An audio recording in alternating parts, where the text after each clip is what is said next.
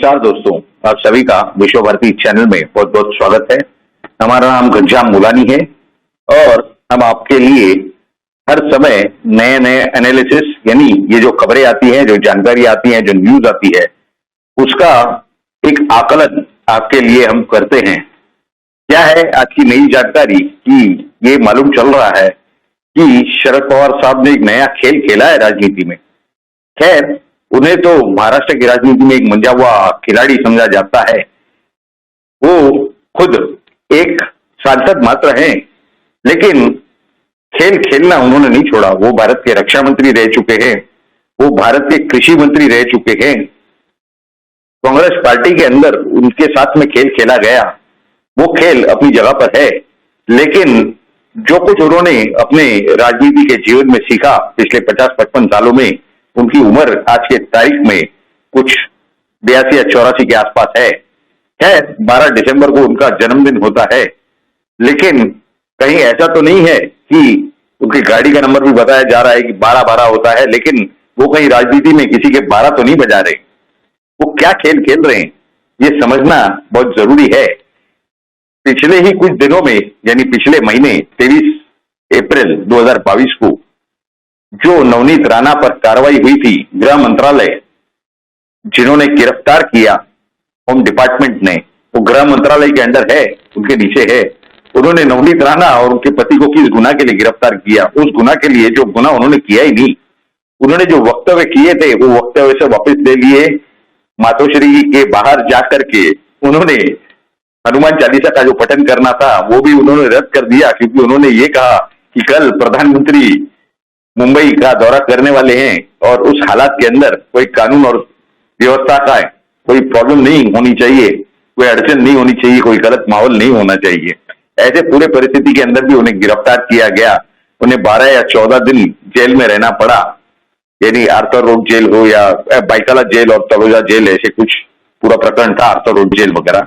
खैर, और उनके ऊपर कौन से कलम लगाए गए थे? देशद्रोह के 124A इंडियन पिनल कोड, यानी भारतीय दंड संहिता।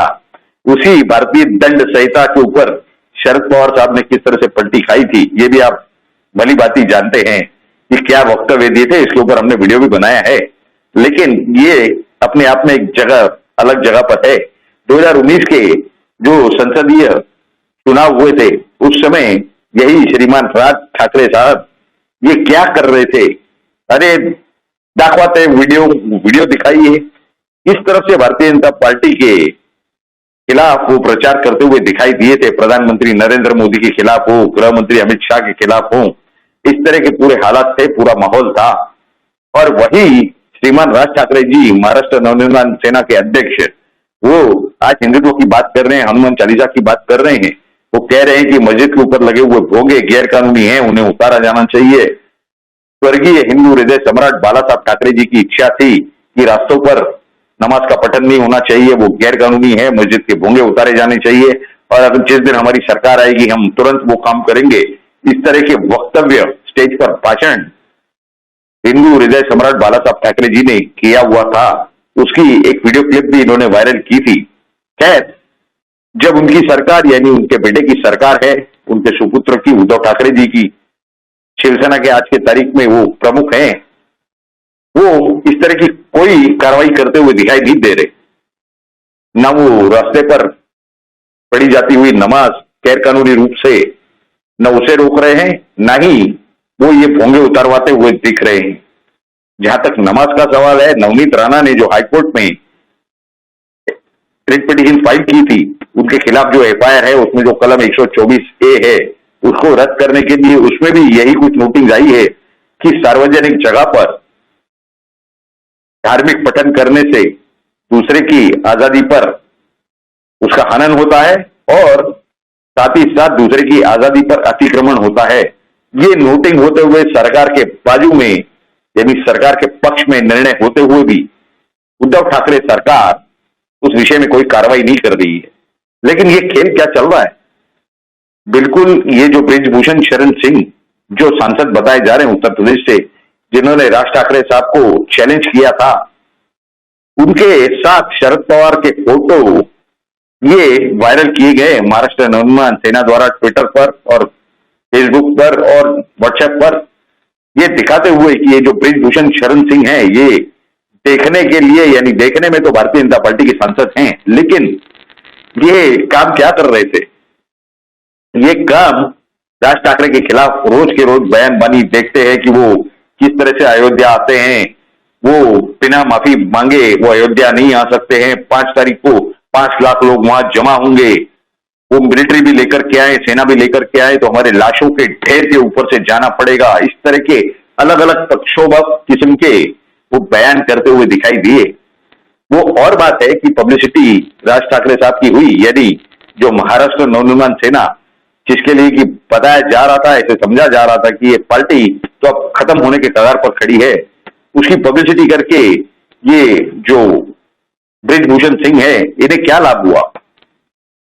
इनके ये जो फोटो वायरल किए गए शरद पवार साहब के साथ में, इस विषय में राष्ट्रवादी कांग्रेस पार्टी एनसीपी यानी शरद पवार साहब की पार्टी के जो नेता है, उनका क्या कहना है कि ये सब फोटो तो 3 साल पुराने हैं, ये पूना के किसी फंक्शन के हैं जहां पर कुश्ती का आयोजन किया गया था। ये फोटो तो अभी आपने देख ही लिए, लेकिन उसमें से एक फोटो ही हमने आपको दिखाया है। लेकिन इस विषय पर बृजभूषण शरण सिंह, ये जो सांसद है भारतीय जनता पार्टी के, ये क्या कह रहे हैं? आइए सबसे पहले ये देखते हैं। ये छोटी सी एक वीडियो क्लिप है, पहले उसको समझिए, फिर हम आगे की आपको जानकारी देंगे कि पूरा षड्यंत्र है या ये जो पूरा खेल है ये क्या है। तो आइए सबसे पहले वो वीडियो क्लिप देख लें।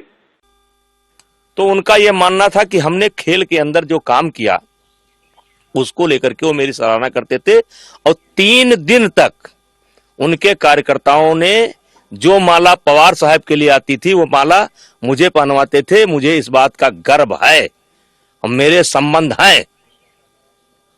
आज भी शरद पवार हमको मिलेंगे तो मैं उनसे निगाह चुरा करके नहीं हटूंगा, मैं उनको प्रणाम करूंगा।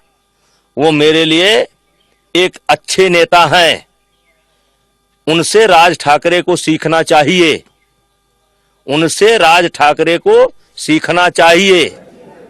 दोस्तों, अभी आपने ये जो वीडियो क्लिप देखी, इसमें जो ये बता रहे हैं कि इनके बहुत अच्छे संबंध है, इन्हें बहुत मान सम्मान दिया गया और राज ठाकरे साहब ने शरद पवार साहब से सीखना चाहिए राजनीति, इस तरह का बयान ये बृजभूषण सिंह दे रहे हैं। आप बताइए कि ये जो बृजभूषण शरण सिंह हैं, ये भले ही सांसद हैं भारतीय जनता पार्टी के, लेकिन इनका क्या काम महाराष्ट्र की राजनीति से? ये तो उत्तर प्रदेश और उत्तर भारतीयों की अस्मिता की बात कर रहे हैं, तो क्या महाराष्ट्र की कोई अस्मिता नहीं है? क्या महाराष्ट्र के लोगों को नौकरियां नहीं मिलनी चाहिए? महाराष्ट्र में केंद्र सरकार की जितनी भी नौकरियां हों, क्या वो सब उत्तर भारतीयों को दी जानी चाहिए? क्या ये उनका इरादा है, या फिर सिर्फ इसके अंदर इरादा कुछ और है? राज ठाकरे साहब की और महाराष्ट्र नवनिर्माण सेना की जो पब्लिसिटी हुई, इससे नुकसान किसका होने जा रहा है? इससे जो मराठी युवा हैं, मराठी लोग हैं, ये जुड़ेंगे महाराष्ट्र नवनिर्माण सेना से, और शरद पवार साहब का जो चित्र, एक इमेज तैयार हुआ है, यानी politics is a game of public perception, यानी जनता के सामने जो इमेज खड़ा रहता है उसके ऊपर जनता और कार्यकर्ता तय करते हैं कि क्या होना चाहिए। शिवसेना के बड़े बड़े पदाधिकारी शिवसेना के पदों से त्यागपत्र देते हुए दिखाई दे रहे हैं महाराष्ट्र के अंदर कई सारे जगहों पर। ये क्या है कि जो हिंदुत्व का जो पेश है, जो मराठी विषय का जो पेश है, ये पूरा पूरा राज ठाकरे साहब के पक्ष में, उनके फेवर में सरकता हुआ स्पष्ट रूप से दिखाई दे रहा है। यानी इससे नुकसान शिवसेना का हो रहा है। भारतीय जनता पार्टी को इससे कोई नुकसान नहीं है, क्योंकि कोई उभरती हुई पार्टी, वो चाहे नई हो चाहे पुरानी हो, वो भारतीय जनता पार्टी को ज्यादा प्रॉब्लम नहीं दे सकती। देखिए, 54 विधायक राष्ट्रवादी कांग्रेस पार्टी के पास है, 56 विधायक कुछ शिवसेना के पास है, यानी 2-4 सीटों का अंतर है। सबसे बड़ी जो स्पर्धा है यदि लोकल पार्टियों की, स्थानिक पार्टियों की, रीजनल पार्टियों की, वो है राष्ट्रवादी कांग्रेस और शिवसेना के बीच में। और जब ये सरकार बनी थी तब भी हमने उसके कई समय बाद, यानी पिछले साल भी हमने कई सारे हमारे वीडियोज में बताया है कि शरद पवार के लिए जो सबसे बड़े स्पर्धक है वो शिवसेना है। शिवसेना के कई सारी पदाधिकारियों को, नेताओं को उन्होंने अपने पार्टी में ले लिया, नगर सेवकों को ले लिया, ग्राम पंचायत, जिला परिषद सदस्यों को लिया है। तो ये जो स्पर्धा चल रही है, ये इस तरह से खेल बना करके रखना, ये अपने आप में एक नया और अजूबा तरीका है। अभी आप ही बताइए कि ये जो ब्रिजभूषण शरण सिंह का जो ये बयान था, इसके विषय में, इसी विषय पर शरद पवार साहब की भी एक छोटी सी स्टेटमेंट आई है। क्या कह रहे थे वो? उनके बोलने के जो भी शब्दावली का इस्तेमाल किया था, उससे स्पष्ट रूप से ये दिखाई दे रहा था कि उनके और इनके पुराने संबंध है, जिसका confirmation Rashtravadi Congress Party, Nationalist Congress Party के नेताओं ने किया है। अब उस पुराने संबंधों का कब, किस वक्त, किस तरीके से इस्तेमाल करना, ये शरद पवार साहब बखूबी जानते हैं। तो ऐसी ये जो पूरी परिस्थिति है, कुछ लोगों को ये भी डाउट है कि भारतीय जनता पार्टी का इसमें हाथ होने की संभावना है, वरना एक सांसद मात्र ये वहां के मुख्यमंत्री को ताक पर रखकर अपने हिसाब से काम कर रहे हैं। तो सेल्फ स्टाइल सांसद हैं, उनको आदत है अपने तरीके से काम करने की। और अगर इसमें योगी आदित्यनाथ बीच में कुछ कह देते या इंटरफियर कर लेते, हस्तक्षेप कर लेते, तो मामला और बढ़ जाता। वो सब नहीं होते हुए ये चित्र काफी स्पष्ट रूप से दिखाई दे रहा है। किस तरह से राज ठाकरे साहब की पब्लिसिटी करने की जो प्रक्रिया है, उसको शरद पवार साहब ने किस तरह से इनिशिएट करके रखा है, शुरू करके रखा है। और सबसे महत्वपूर्ण बात यह है कि जो 14 महानगर पालिकाओं के चुनाव आने वाले 2 से 3 महीनों में होने की पूरी संभावना है, जो सूत्रों से जानकारी आ रही है उस हिसाब से, तो उसमें सबसे बड़ी बृहन्मुंबई महानगर पालिका है, जहां पर सबसे पहले राज ठाकरे अपना कब्जा रखना चाहेंगे। 50,000 करोड़ का बजट है उस महानगर पालिका का, जो कुछ राज्यों को अगर आप भारत के मिला ले तो भी उससे कम बजट के ये कुछ राज्य मिला करके होते हैं।